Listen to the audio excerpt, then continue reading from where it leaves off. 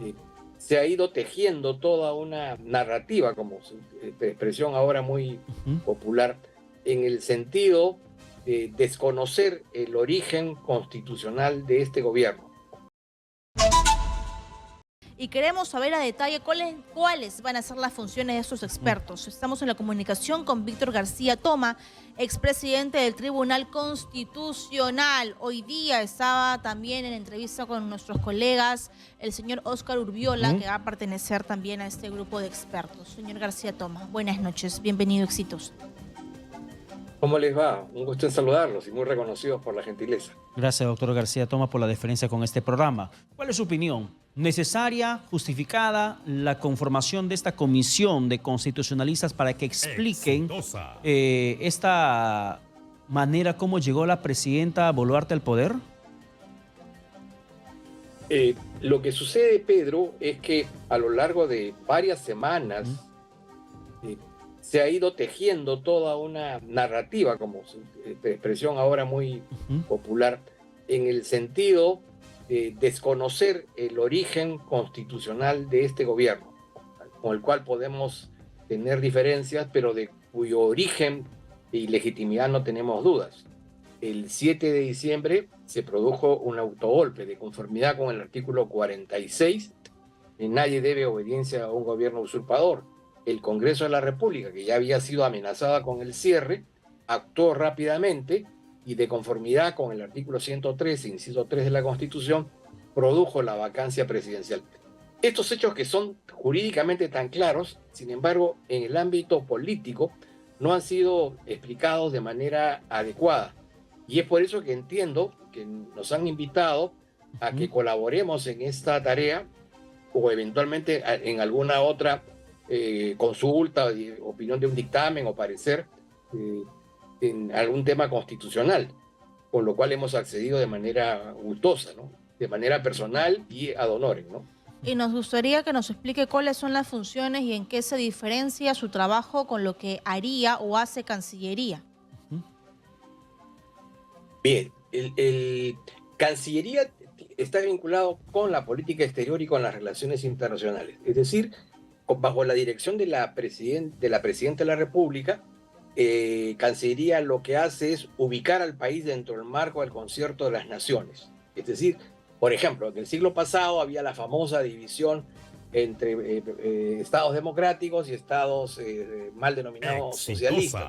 Exitosa. Aquellos que se ubican en las corrientes del mercado libre o aquellas que se ubican dentro del modelo de eh, economía planificada. Y en el ámbito de las relaciones internacionales es establecer particular contacto con algunos países en particular por distintas razones. Por ejemplo, en el caso de Argentina, durante muchos años, ese fue un aliado estratégico del Perú por el temor que siempre generaba la posibilidad de un conflicto con Chile. Eso ya desapareció y en consecuencia esas relaciones de alguna manera no se han perdido, pero se han atenuado, ¿no? Porque ha desaparecido el mutuo interés que tenían. Entonces, Cancillería tiene esa labor, que es la de presentar la imagen del Perú tanto en el ámbito de la política exterior como de las relaciones internacionales. La nuestra es una labor de esclarecimiento, digamos una labor propedéutica, para explicar qué dice la Constitución, ¿no es cierto? Y cuáles son las reglas que se han aplicado, primero para la destitución del poder del señor Pedro Castillo y para justificar Ujú. la sucesión presidencial, ¿no? Esa es nuestra labor. Y Ya. seguramente si considero el tema pertinente, podremos colaborar con ellos en alguna tarea que dentro de nuestros saberes y Ujú. competencias pudiéramos ser útiles. Ahora, pero doctor García, ¿y ustedes cómo van a hacer esa explicación constitucional jurídica? ¿Ante quiénes? ¿Van a generar de repente algún contacto a través de Cancillería con alguna embajada aquí en el país, en otros países? ¿Van a visitar países de la región o se van a enfocar solamente en el tema de México y Colombia para que les hagan entender a los presidentes de esas naciones? En realidad nosotros estamos a disposición de lo que el gobierno considere que podríamos ayudar. Si nos piden que, digamos, tengamos algún tipo de Exitosa. vínculo con políticos, con profesores universitarios, con, digamos, líderes de opinión en países como México o o Colombia, podemos hacerlo por la vía del Zoom o ir directamente a México. Digamos, tenemos los contactos, me refiero como equipo, ¿no? Los contactos para podernos presentar, por ejemplo, en la Universidad Autónoma de México y explicar ese tema. De repente conseguir entrevistas en medios de comunicación y explicar la posición peruana, ¿no? Desde el punto de vista constitucional. Y ahora que habla sobre entrevistas en medios de comunicación, se manejaba la información de que se estaría pagando a una empresa consultora para mejorar la imagen de la presidenta Boluarte en Estados Unidos. ¿Qué información maneja usted sobre eso y qué los va a diferenciar? Si ya tenemos a ustedes que son un grupo de expertos que lo hacen ad honorem versus esta empresa consultora que sabemos que está cobrando millones y millones de soles. La verdad que desconozco ese hecho. No creo que tenga vinculación directa con la tarea que hemos aceptado, pero en todo caso, sí es cierto que la imagen, digamos, del Perú, por la campaña que viene haciendo tanto López Obrador como Petro, pero en general el Grupo de Puebla, el Foro de Sao Paulo, nos ha, digamos, de alguna manera ha mellado la imagen y la reputación del país. Y evidentemente eso también tiene una secuela en relación a quien ejerce la condición de jefe de Estado y jefe de gobierno. Si ella ha considerado que es necesaria tener una, digamos, asesoría de esa manera, ¿no? Bueno, y tendrá los elementos de juicio para realizar eso, ¿no? Pero más allá de eso, no le puedo dar respuesta porque es extraño a mi conocimiento. Claro, por eso la pregunta va en ese sentido, doctor García Toma. ¿Cómo van a hacer ustedes la difusión de la legalidad, la constitucionalidad de la elección o de la asunción al mando del país de Dina Boluarte? Porque no encuentro, por ejemplo, mayor oficio en darle explicaciones a quien no las quiere entender, como el caso de Petro, como el caso de López Obrador, que constantemente niegan o desconocen lo que dice la Constitución peruana y lanzan mentiras a nivel internacional. Explicarles a ellos, la verdad que no sé qué podría generar de forma positiva, porque ellos son presidentes, ustedes son constitucionalistas de nuestro país y ellos no van a entrar jamás en razón por un tema ideológico. Por eso le preguntaba cómo van a sociabilizar esto, ante quiénes, ante cancillerías, directamente en sus países, en claustros universitarios, para que de esa forma se presente al país como un régimen democrático y no golpista o dictatorial, como también se lo califica. Digamos, la difusión de lo que realmente pasa en nuestro país dentro del marco del Estado de Derecho y no fuera de él, puede tener varios frentes de acción. Uno es el académico. Conocemos de manera plena el rol de enorme influencia que tienen los académicos al momento de describir la situación que se vive en un país y en un continente.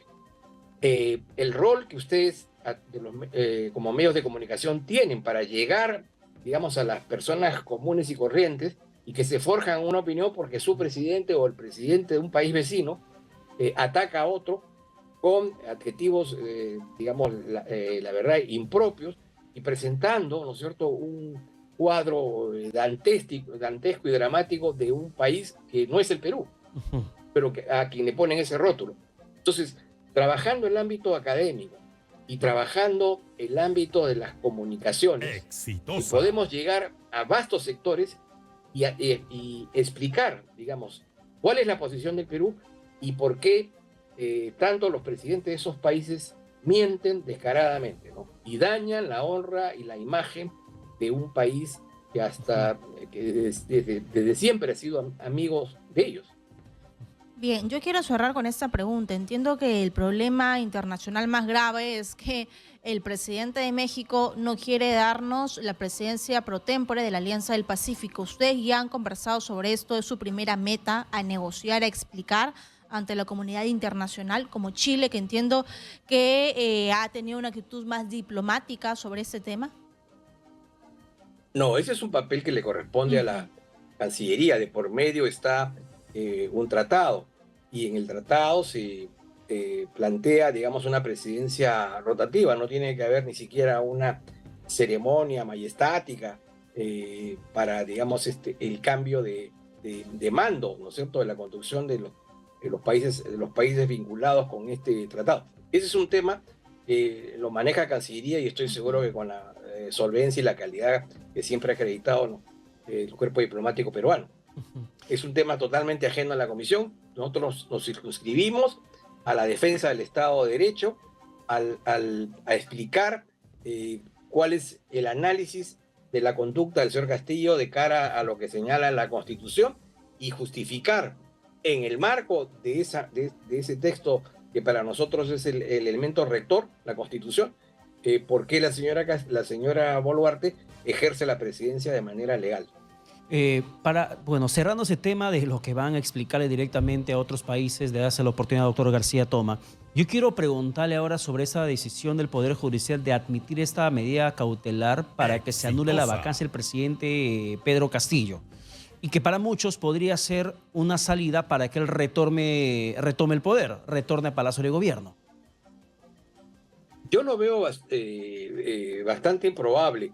Ciertamente, con las nuevas reglas del Código Procesal Constitucional, ya no hay lo que se señala, digamos, una valla de origen. Se permite, digamos, la iniciación del proceso y ya en el decurso del mismo se determina sobre el fondo si hay o no hay, digamos, lesión a un derecho constitucional. En el caso del señor Castillo no hay ninguno y seguramente esa petición para el otorgamiento de una medida cautelar va a ser rechazada, de eso no tengo duda.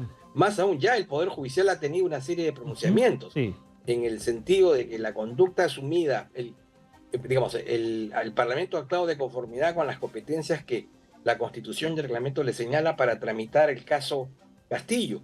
Y luego ya en el ámbito de los delitos igual, también hay sendas sentencias, ¿no?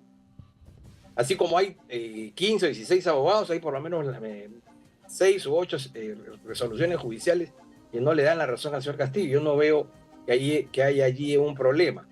El tema es que esto es utilizado como bandera, digamos, por algunos agentes internacionales, sean públicos o privados, y que generan, sí, pues una distorsión de lo que sucede en el país. Y algo que ha generado conmoción, señor Víctor García Toma, es el nuevo defensor del pueblo, Josué Gutiérrez, y los vínculos que tiene con el partido político Perú Libre. Y le hacemos la pregunta porque en un inicio usted postuló, pero luego dio un paso al costado por las razones que ya nos explicó en este programa. ¿Cuál es su opinión? Recordando de que ahora tienen que elegir al nuevo miembro del Tribunal Constitucional. ¿Le genera preocupación esa elección? La elección que lleva a cabo el Congreso es una elección política. A mí no me genera extrañeza que, por ejemplo, se puedan poner de acuerdo expresiones ideológicas tan disímiles como Fuerza Popular y el Partido de Perú Libre, ¿no?, del señor Cerrón. Eso no me genera preocupación porque es parte del juego, del comportamiento parlamentario. La preocupación va a que ese acuerdo ha sido para elegir a alguien que lamentablemente no reúne los requisitos académicos, no tiene la experiencia profesional ni tiene la vinculación con las materias que se vinculan con la Defensoría del Pueblo, ¿no? Entonces, diríase que aquí hay como el tema del síndrome de Cristóbal Colón, ¿no? Cuando llegó no sabía a dónde llegaba y ahora que ha llegado no sabe dónde está parado. Eso es lo que seguramente va a pasar durante un buen tiempo con el nuevo defensor. El nuevo defensor del pueblo.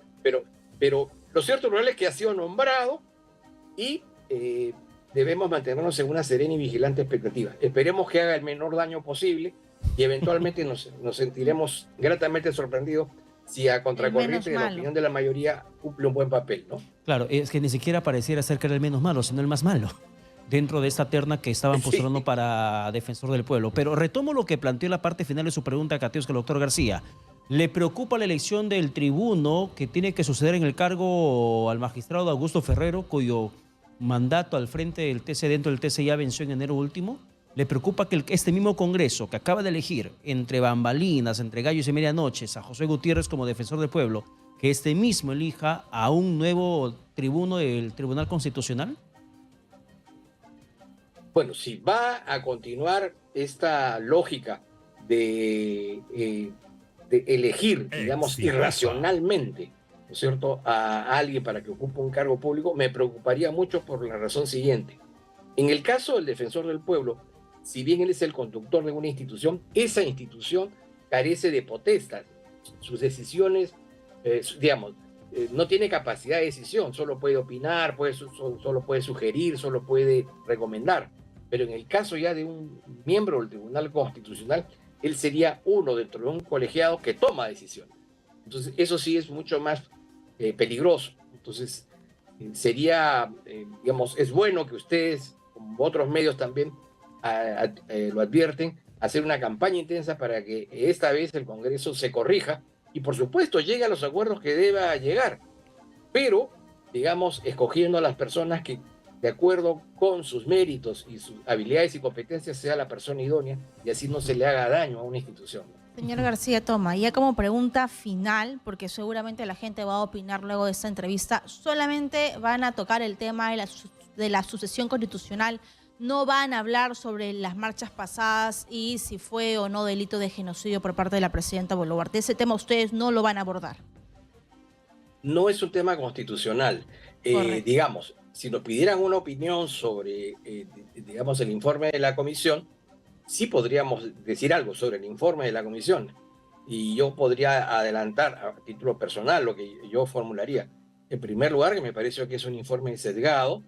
En segundo lugar, que es un informe asimétrico, porque si bien es cierto, como corresponde a un tema de derechos humanos, expresa una mirada en relación a las personas que fallecieron en estos actos, pero no toma en cuenta, lo que ha sucedido con los militares y los policías, ¿no? Es decir, pareciera ser que los derechos humanos de uno tiene una significación y un valor que merece defensa, y que lo otro, por el hecho de tener un uniforme, y les resta dignidad y en consecuencia mérito para obtener una tuitividad, ¿no?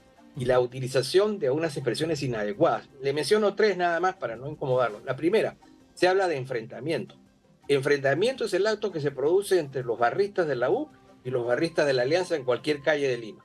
Lo que sucedió a partir del 7 de diciembre en el Perú fue que, habiéndose decretado un estado de emergencia por razones de actos de violencia, toma de carreteras, quema de locales públicos, intento de tomar aeropuertos, se decretó el estado de emergencia. Y en el estado de emergencia se suspenden derechos básicos, como son la libertad personal, la libertad de tránsito, la libertad de reunión. En consecuencia, no había derecho para ejercer la protesta, porque estábamos en un estado de emergencia. Y cuando se actúa con violencia contra la policía, que está allí para defender la gobernabilidad, el orden público, ahí lo que no es un enfrentamiento, es la clara comisión del delito de violencia y resistencia a la autoridad. No se puede hablar tampoco de guerra interna.